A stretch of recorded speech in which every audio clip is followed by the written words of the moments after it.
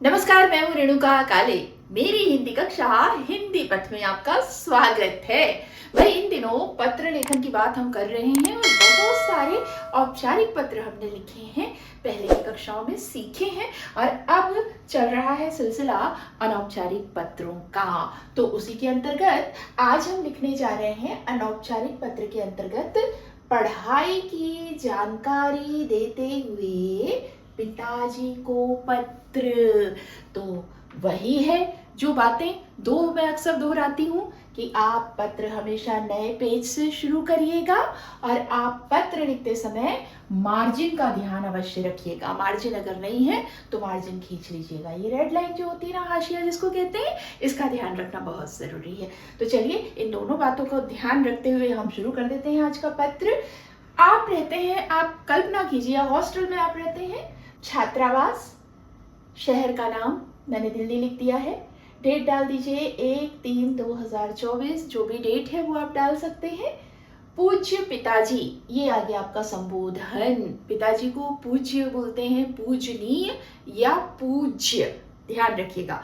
अगर पूज्य बोल रहे हैं तो नीय नहीं लगेगा और पूजनीय बोल रहे हैं तो पूज्य नहीं लगेगा। तो हम पूज्य बोल रहे हैं, पूज्य पिताजी, और उनको हम अभिवादन कैसे करते हैं? पिताजी को चरण स्पर्श करते हैं ना। तो यहाँ पे भी हम संबोधन के बाद जब उनका अभिवादन करेंगे तो लिखेंगे सादर चरण स्पर्श।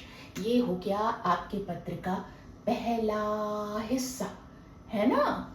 ये आपका स्थान, शहर, दिनांक, संबोधन, अभिवादन, ये पत्र का पहला हिस्सा हो गया अनौपचारिक पत्र का।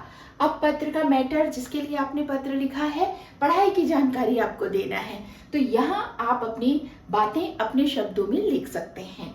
मैंने यहाँ जो लिखा है वो पढ़ाई की जानकारी देते हुए ही पत्र है। मैं यहाँ सकुशल हूँ, आप सबकी कुशलता की कामना ईश्वर से करता हूँ।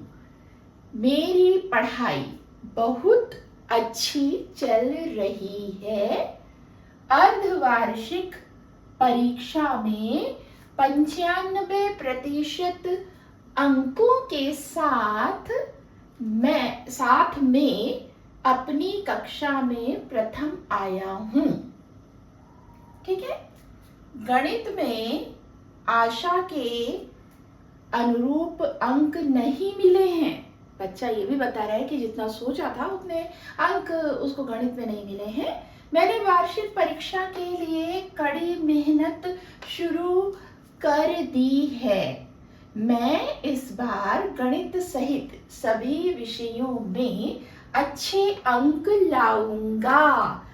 घर की याद आती है, माँ के हाथ का खाना बहुत याद आता है। छुट्टी होते ही आप लेने आ जाना। माँ को चरण स्पर्श, मुन्नी को स्नेह। आपका पुत्र अबसा। यहाँ पे आप लिखेंगे अपना नाम। तो ये हो गया पत्र का दूसरा हिस्सा। अक्सर जो हम बताते हैं पत्र 3 हिस्सों में डिवाइडेड होता है। ये दूसरा हिस्सा, यहाँ आप अपनी बात अपने शब्दों में भी लिख सकते हैं। अगर आप चाहते हैं कि उसमें कुछ चीज़ें हम ऐड कर दें, कुछ चीज़ें हटा दें, तो यहाँ आप स्वतंत्र होते हैं हर तरह के पत्र में अपनी बात को अपने तरीके से लिखने के लिए। और ये आखिर में होता है समापन, जहाँ आप अपना नाम लिखेंगे, जो भी आपका संबंध है। अगर मित्र को है तो तुम्हारा मित्र, पिताजी को है, माताजी को है तो आपका पुत्र पुत्री, और अगर और किसी को है तो उससे जो भी रिश्ता है आपका वो बताते हुए और अपना नाम लिख देते हैं। तो यहाँ आप अपना अबसा जो मैंने लिखा है ABCD, जिसका भी XYZ नाम है वो वहाँ पे वो लिख देगा।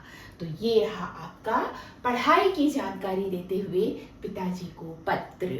मुझे उम्मीद है ये पत्रों का सिलसिला जो चल रहा है आपके लिए बहुत काम आ रहा होगा। एक आपको दिशा मिल रही होगी कि किस तरह से हमें पत्रों में जिन बातों का ध्यान रखना है वो रखते हुए पत्र लिखना होता है। तो हिंदी पथ में आज के लिए इतना ही, लेकिन गुजारिश है आपसे, इस चैनल में नए हैं तो इसे सब्सक्राइब कर लीजिएगा, बेल आइकॉन प्रेस कर दीजिएगा, ताकि कक्षाओं का सिलसिला जो चल रहा है उसकी नोटिफिकेशन आपको तुरंत आ जाए और आप हमसे जुड़े रहें।